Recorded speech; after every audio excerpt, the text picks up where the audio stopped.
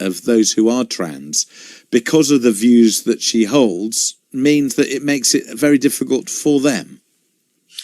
I don't think understanding biology and knowing what a woman is brings abuse on anybody. I don't really see that the truth is responsible for abuse. And I don't think that anything she said would, even the most terrible of human, would be able to interpret what she said into something that meant people should discriminate against anybody. She simply defended women.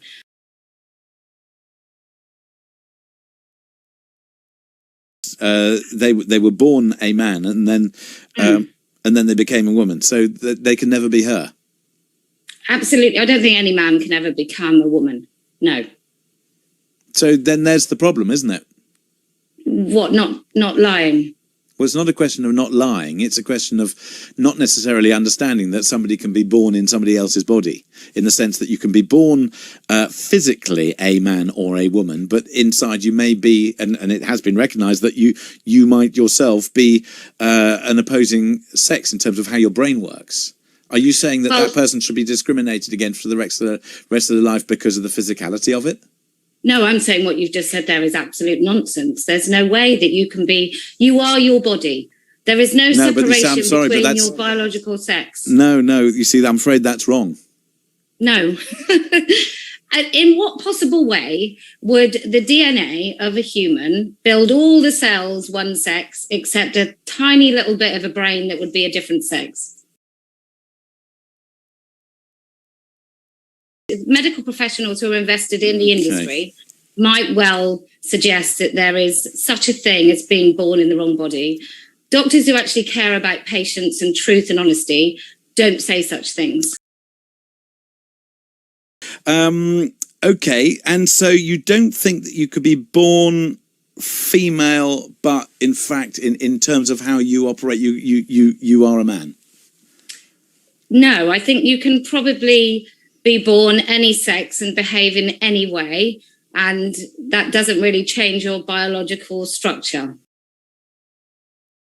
And in fact, by saying the things that you're saying is pretty hateful, pretty disturbing, and pretty unpleasant. Hateful? I think what you're saying is pretty hateful towards women, actually, that somebody can just rock up and decide to change. They don't decide.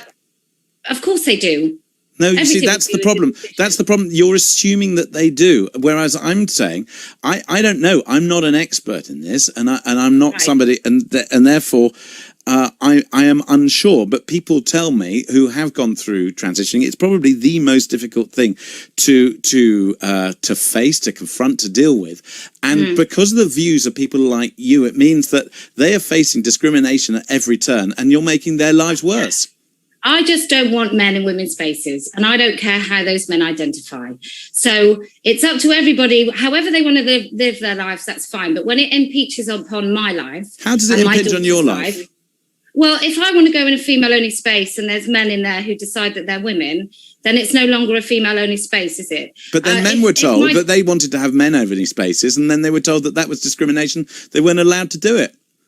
So are men more unsafe now they can't have the golf clubs? Well, it's not a question of safe. It's just that it's cake and eat it, isn't it? Well, it is for women.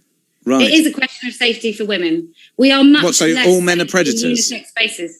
No, not all men. Just the one. Some are, and we don't know which ones they are. That's why we have segregated spaces. Right.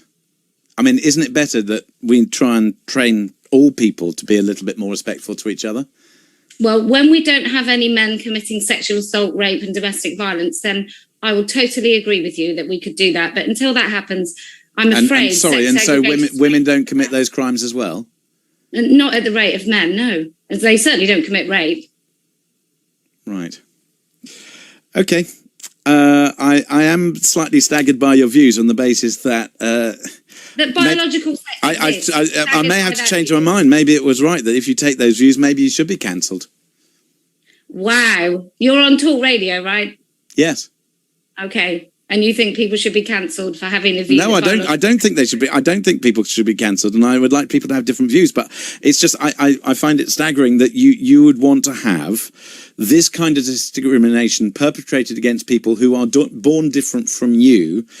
No, I want men out of women's spaces. That's not born different. That's a biological fact. And that biological fact determines whether or not somebody is a risk to women. And is it okay if men... Okay, all right, fine. No, I understand.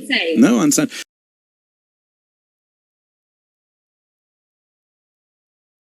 I mean, I will ask you the age-old question. Does my 15-year-old daughter have the right to go in a female-only space and expect there only to be females? But if there are...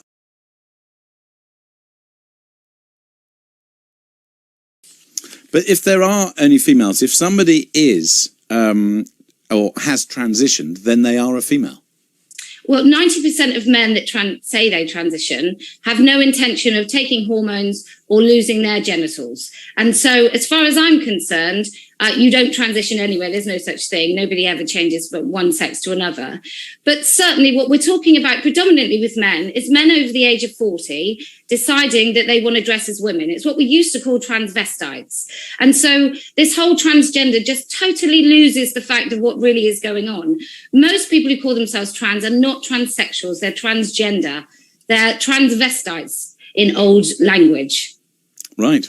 Okay, well then let's leave the old language. Kellie-Jay Keen, founder of Standing for Women, thank you very much indeed for joining us here on Talk Radio. Made us somewhat late for the news. I'm astounded.